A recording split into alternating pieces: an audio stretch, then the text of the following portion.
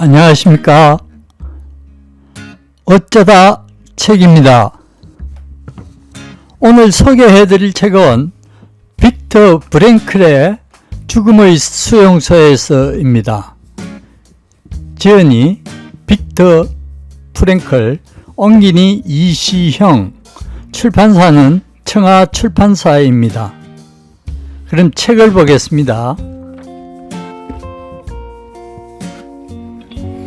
보통 수감자에게 먹을 것이 아주 조금 있거나 아예 없을 때에도 카포들은 절대로 굶는 일이 없었다. 그들 인생 전체를 놓고 보았을 때 카포들은 오히려 수용소에 있을 때 가장 영양 섭취를 잘했다고 한다. 감시하는 병사보다도 나치 대원보다도 카포들이 수감자에게 더 가혹하고 악질적인 경우가 많았다. 물론 카포는 수감자 중에서 뽑았다. 수감자 중에서 이런 일을 하기에 적합한 성격이라고 인정되면 카포로 뽑혔고, 기대했던 대로 일을 잘 해내지 못하면 즉시 쫓겨났다. 일단 카포가 되면 그들은 금세 나치 대원이나 감시병들을 닮아갔다. 따라서 이들의 행동을 판단할 때에는 나치 대원이나 감시병과 같은 정신의학적 기준으로 판단해야 할 것으로 본다. 수용소 생활을 경험해보지 못한 사람들은 수용소 생활에 대해 그릇된 생각, 즉 감상이나 연민을 갖기 쉽다. 하지만 밖에 있던 사람들은 당시 수감자 사이에서 벌어졌던 생존을 위한 치열한 싸움이 무엇을 의미하는지 전혀 모른다. 그것은 일용할 양식과 목숨 자체를 위한 투쟁이자 자기 자신과 사랑하는 친구를 구하려는 피비린내 나는 투쟁이었다. 일정한 수의 수감자를 다른 수용소로 이동시킨다는 공식 발표가 났을 경우를 살펴보자. 그러면 사람들은 최종 목적지가 당연히 가스실일 것이라고 생각한다.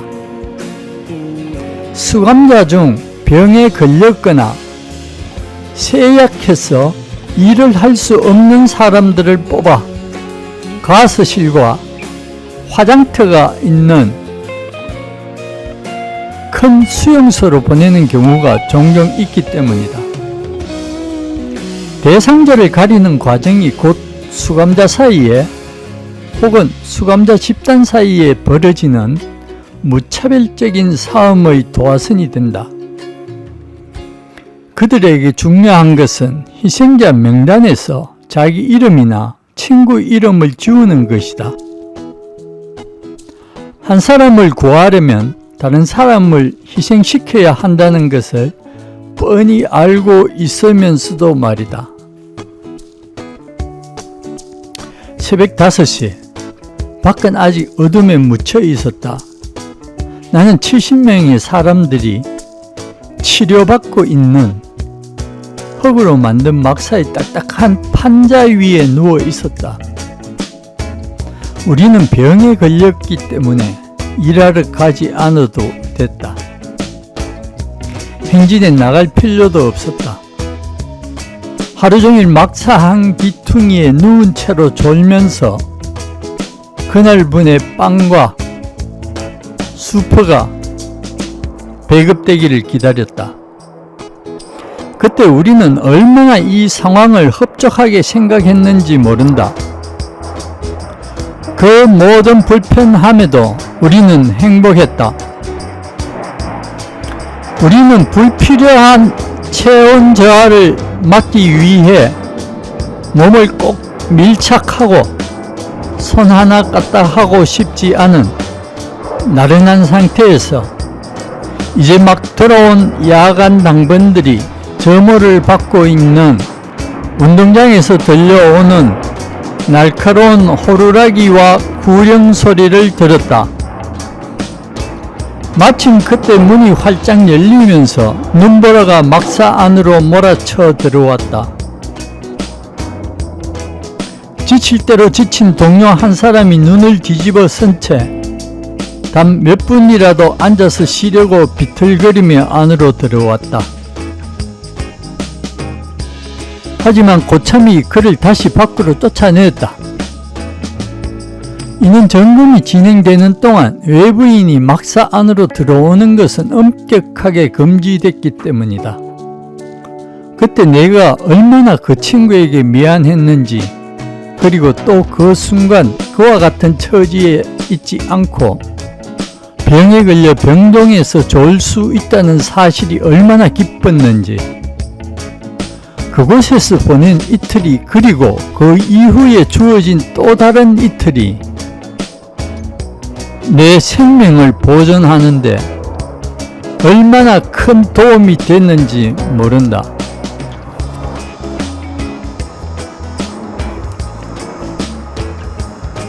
수용소에서 사람의 정신력을 회복시키려면 그에게 먼저 미래에 대한 희망을 보여주는 데 성공해야 한다. 니체가 말했다. 왜 살아야 하는지 아는 사람은 그 어떤 상황도 견딜 수 있다. 이 말은 수감자들을 대상으로 심리치료와 정신위생학적 치료를 하려는 사람에게 기감이 되는 말이다. 수감자를 치료할 기회가 있을 때 그들이 처한 끔찍한 현실을 어떻게든 견딜 수 있는 힘을 주려면 그들에게 살아야 할 이유, 즉 목표를 이야기해 주어야 한다. 슬프도다. 자기 삶에 더 이상의 느낌이 없는 사람, 이루어야 할 아무런 목표도 목적도 그리고 의미도 없는 사람이요, 그런 사람은 곧 파멸했다.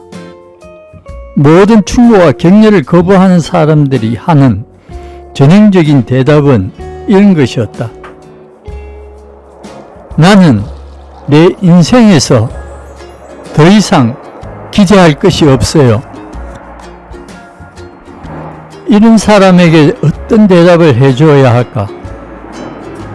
가장 필요한 것은 삶에 대한 태도를 근본적으로 변화시키는 것이다.